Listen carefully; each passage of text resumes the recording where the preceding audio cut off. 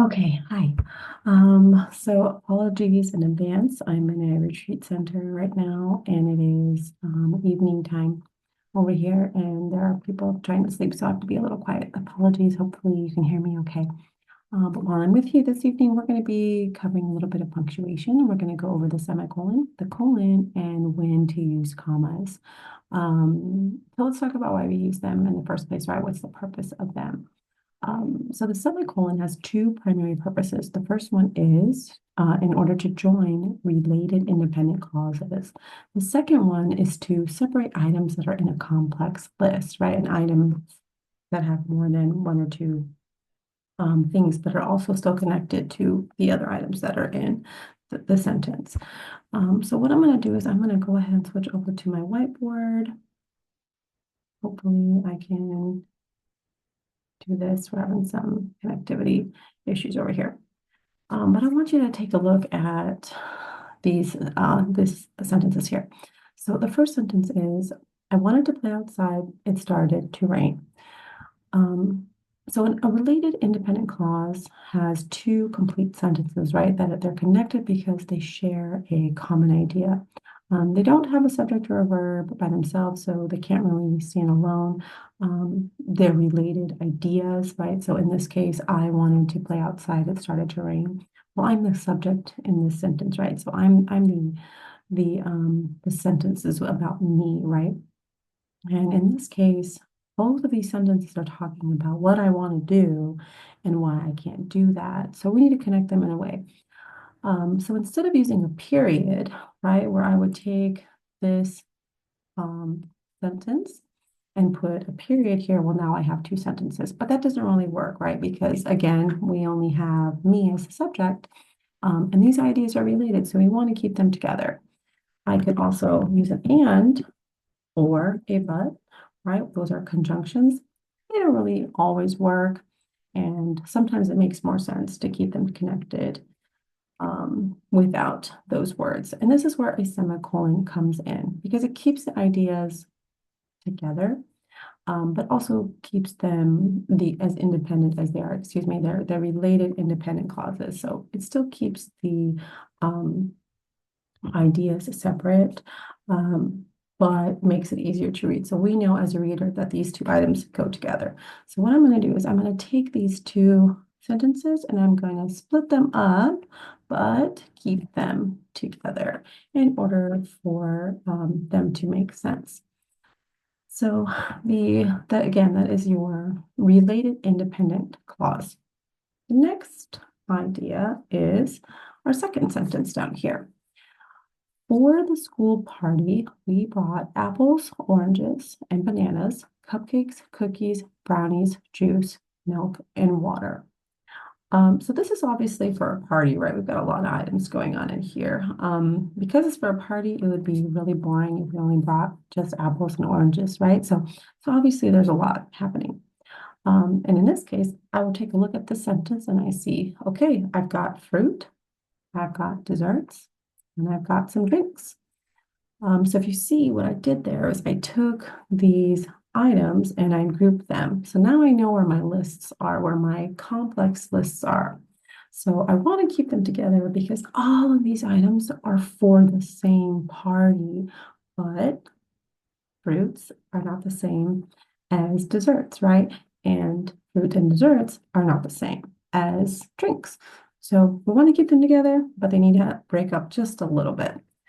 So the easiest thing for me to do is look for my first group.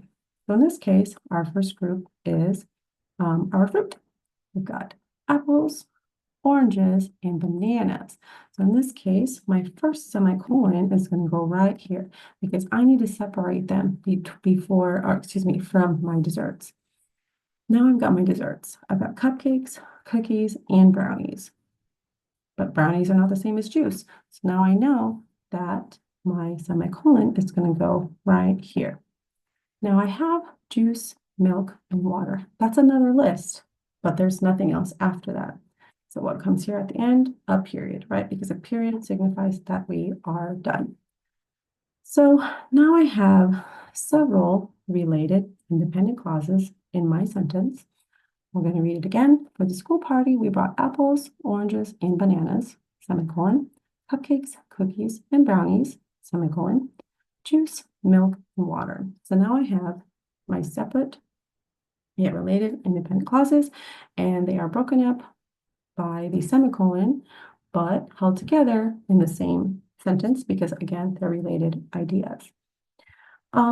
So because we're separating them in the complex lists, I need to kind of break them down one more time because there's multiple items.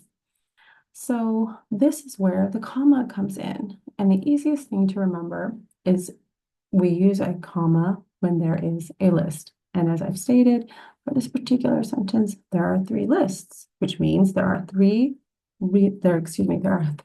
opportunities to use our commas. Now, that doesn't mean I'm using three commas.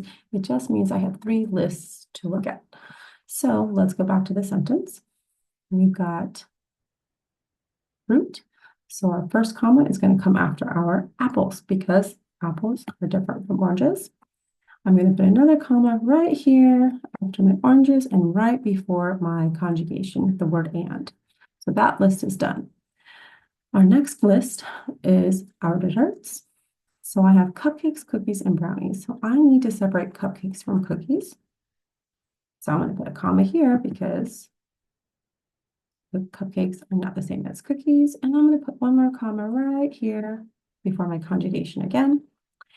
So now I have my second list separated. And then my last list, I've got juice, milk, and water. So juice and milk are not the same. They are separate items. I'm going to put another comma right here. And the same thing between my milk and water. Now we know that they're separate because there's an and there. So I'm going to put one more comma here. So now I have my related independent clauses separated by their semicolons. And then within those complex lists that are, again, separated, I have commas to help visually separate those items into the lists. So lastly, when do we use a colon? So what I did here is I took the same sentence and I changed it a little bit because a colon wants to signal to the reader that a list is coming, that I have something to share with you. So instead of separating it by semicolons, I'm going to separate it one time with one colon. And in this case, I've got for the school party, comma, we brought the following, colon. So here you can see it right here. That is our colon. So that is signifying that there is a list of items that are coming. So it really depends on that, this word here. Following means that there's a list coming, that here are the items that I'm going to list down for you. And that is pretty much when I think the colon tends to be a little bit easier to use. But yeah, so when we look at punctuation, we talk about a period, which means, I'm done, the end. And then we talk about a semicolon, which means these two ideas go together. So don't stop reading yet. And then a colon is basically, again, announcing like, hey, I have more information for you. I need you to read down this list of items that I have for you. And then a comma means, hey, I've got a few more ideas to share with you, but they're not in a list format. So yeah, that is my brief introduction into punctuation. And again, hopefully you guys could hear me okay, and I apologize. You let me know if you have any questions or you need any additional clarification. So thank you. We'll talk soon.